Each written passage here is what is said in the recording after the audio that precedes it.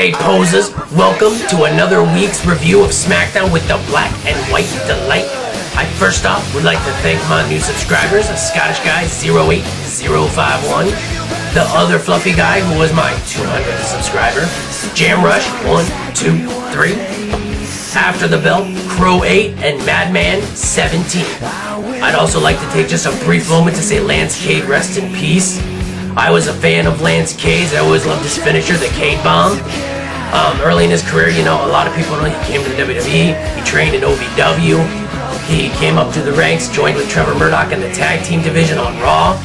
Had a great run. They had the tag team titles for a month when they first started. Then they had grabbed the tag titles for a couple months after that. I think a year or two later. Then they did a tag team split angle with Trevor Murdoch singing something and Cade just basically just beat the crap out of him. I don't blame him. So then Trevor Murdoch went to SmackDown, then was released. Cade was in a nice story angle with Chris Jericho as Chris Jericho's apprentice. And then later on, Cade was released, which I don't understand why, but he was.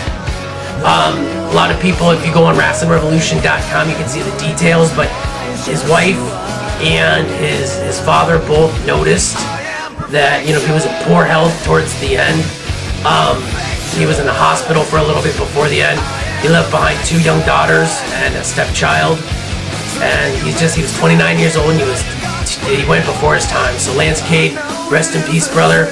I know a lot of people are sending their prayers for you, and you can add ours to it. So the McNaught family, which is Cade's actual last name, if you ever see this, you have my sympathy.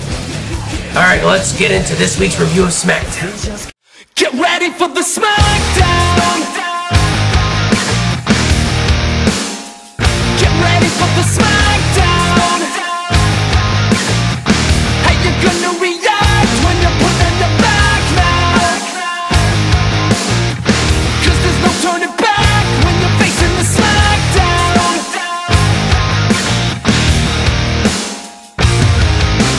This week's SmackDown is in my backyard of San Jose, California.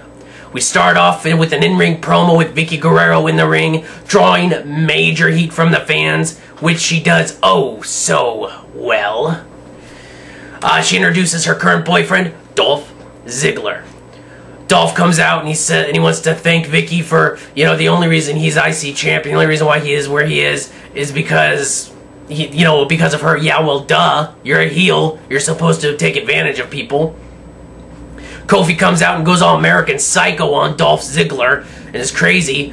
Then Teddy Long comes out and says that Dolph Ziggler and Kofi Kingston will have a IC title match at SummerSlam. Yeah, duh. We knew that was coming. Then Teddy Long also announces that Rey Mysterio and Dolph Ziggler will be going at it tonight. Then Vickie Guerrero says that Kofi will have a match with Kane tonight. And Teddy Long says, you're the assistant, you can't do that. But Kofi says, that's okay. I'm not afraid of anybody. You will be. You will be. So Kofi says, well, let's have the match right now. That goes into our first match of the night, which is Kofi Kingston versus Kane. This is a pretty solid match, actually.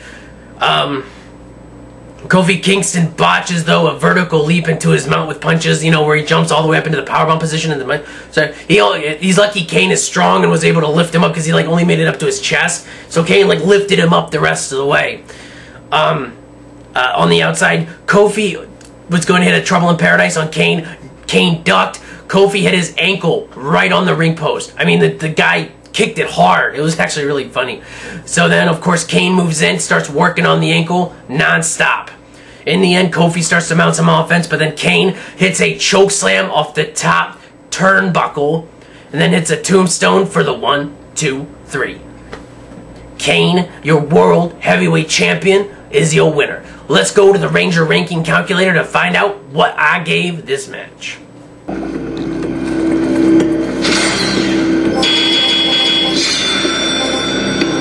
That's right, 3 out of 5 Red Rangers. It was actually a pretty solid match between Kane and Kofi. Could have gotten a little more time, but tonight is a night of good matches, and I'll keep going and explain to you why. So, the first match was great. Let's move on right into the next match, which is Christian versus Rashing Rody Rhodes. So this match starts off, Cody is attacking the injured shoulder of Christian, who of course 2 weeks ago was injured by Drew McIntyre. So Cody's really focusing in on this thing. It was a lot of great back and forth match between these two. It wasn't a phenomenal match, but these two actually really delivered, I thought. So great back and forth until the end. In the end, Christian dodges a beautiful disaster, the springboard chuck kick by dashing Cody Rhodes, but Cody Rhodes then throws Christian into his shoulder, into the turnbuckle, hits a crossroads, and gets the 3.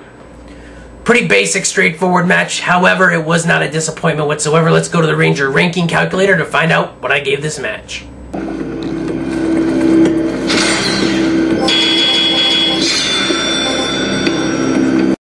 3 out of 5, Yellow Rangers. As I said, pretty straightforward match. Nothing spectacular, but nothing bad at all. It was great performance by 2 great young competitors. Well, can't really call Christian young. I think he's like 35, almost 40 or something. So, we go into the third match of the night. Holy crap, these matches are just back to back to back to back to back. There's no promos. I'm loving this. Next, though, is a squash match. The Big Show takes on 3. It's a handicap match. 3-on-1. Big Show takes on 3 jobbers. Didn't even write down their names. I don't even care much. Big Show, basically, it's like a minute-and-a-half match. He dominates. The SES comes out in the beginning of this match. Basically, Big Show dominates. Big Show shows that he can still use that hand to pop him in the face. Big Show gets the 3. SES says that they're gonna. CM Punk says that they're gonna play a symphony for the Big Show. It's called "The Straight Edge Society Destroys the Big Show." So, as a squash match is concerned, it wasn't that great, but I mean, SES being out there and the back and forth between the two afterwards, actually, it was just Straight Edge Society talking, kind of built towards the match at the pay-per-view. Let's go to the Ranger ranking calculator to see what I gave this match.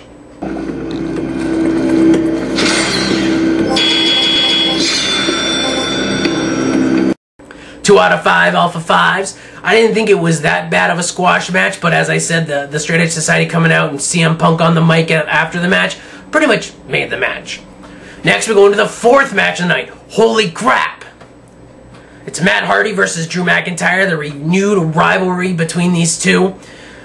They go outside of the ring pretty early on, and Matt Hardy hits a nice side effect on Drew McIntyre on the outside.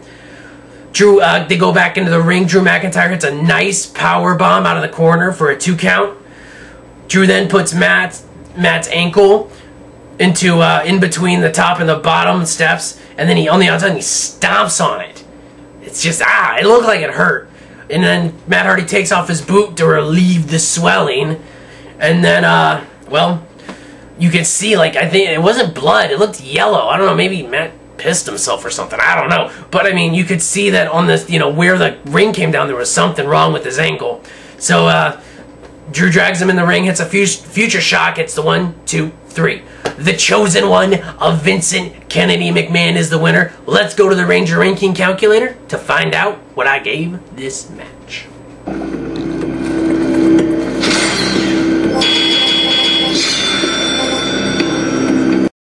3 out of 5, Black Rangers. As I said, another basic, straightforward match. These guys were okay. This was borderline with a 2 just because this match didn't have a lot of time, but these guys did do some pretty decent work in the match, and Fat Hardy had a shirt on today, so can't really, blame him too much. Get ready for the Smackdown!